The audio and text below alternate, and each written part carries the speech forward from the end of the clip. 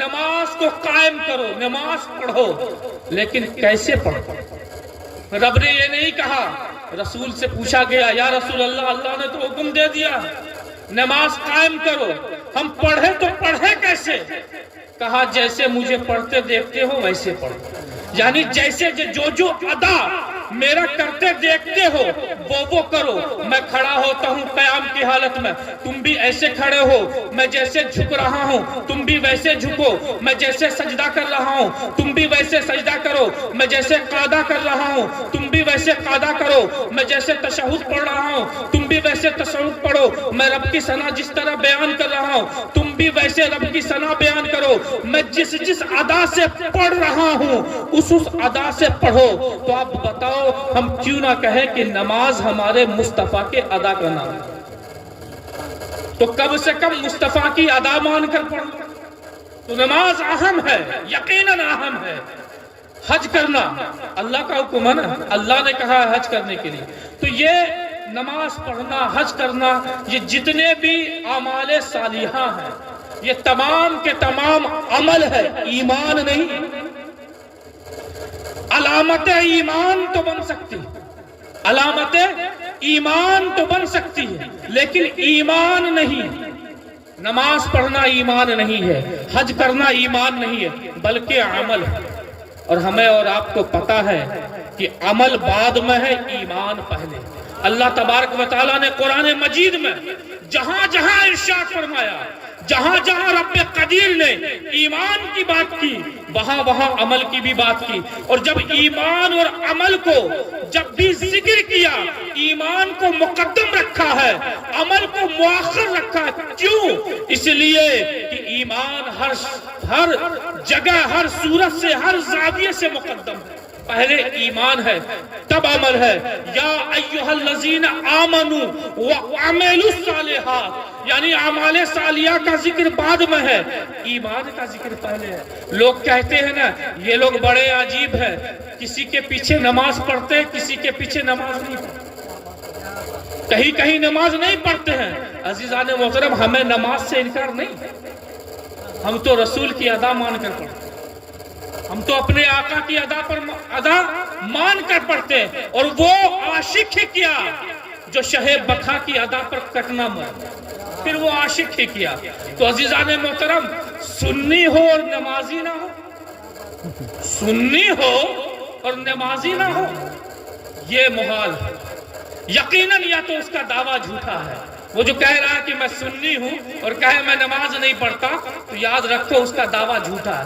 لیکن نماز سے ہم ہر جگہ اجتناب کرتے ہیں، کئی جگہ پر، کئی مقامات پر، ہر مسجد میں نماز نہیں پڑھتے۔ کیوں؟ اس لیے کہ ہم نماز بعد میں دیکھتے ہیں، اللہ کے حکم کے مطابق پہلے ایمان دیکھتے ہیں، پہلے عقیدہ پر نگاہ ہوتی ہے۔ کیوں؟ کیونکہ ایمان پہلے ہے، عمل بعد میں ہے۔ اگر ایمان درست نہ ہو، عقیدہ درست نہ ہو، تو پھر عمل بے سود ہے، عمل بیکار ہے، عمل لغو ہے۔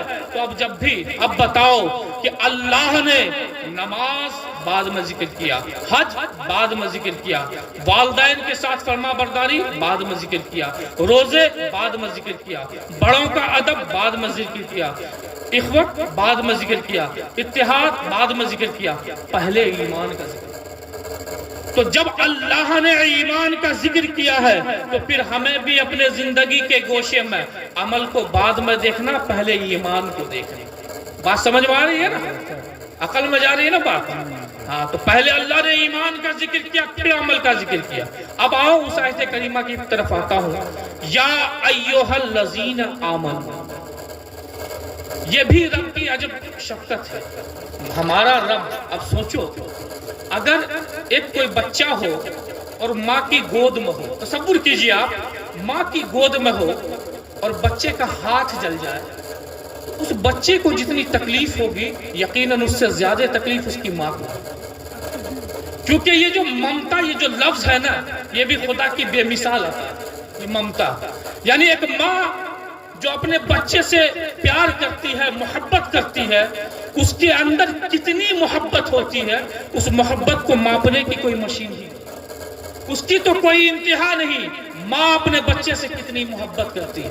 کچھ ناہنجار اولاد ہوتے ہیں جنہیں نئے نئے دوپٹہ کی ہوا لگتی ہے, وہ ماں کے آنچل کو بھول جاتے ہیں. یاد رکھو, بیوی کا دوپٹہ تمہیں جنت نہیں دلا سکے گا, لیکن ماں کا آنچل جب ہوگا تو وہی آنچل قبر میں بھی بچائے گا, وہی آنچل محشر میں بھی بچائے گا, اور وہی ماں کا آنچل تمہیں محبوب کے نگاہ شفقت کا مرکز بنائے گا. تو یہ ماں کی محبت ہوتی ہے. یقیناً بیوی کا بھی حق ہے, ایسا نہیں ہے, بیوی کا بھی حق ہے, بیوی سے محبت کرنا فرض ہے, وہ کرنا بھی چاہیے, لیکن ماں کو ہمیشہ مقدم رکھنا چاہیے. ماں کو ہمیشہ مقدم کر رکھنا چاہیے. آپ جانتے ہیں ایک ماں اپنے بچے سے کتنا پیار کرتی ہے. تو ایک ماں اگر بچہ گود میں ہو اور ہاتھ جل جائے تو ماں برداشت نہیں کر سکتی. ماں کو جتنی تکلیف بچے کو ہوتی ہے اس سے زیادہ تکلیف اس کے ماں کو ہوتی ہے. پھر وہ ہمارا رب, وہ کریم رب جو 70 ماؤں سے زیادہ محبت کرتا ہے, وہ رب, پھر اس کی شفقت کا عالم کیا ہوگا, پھر اس کی محبت کا عالم.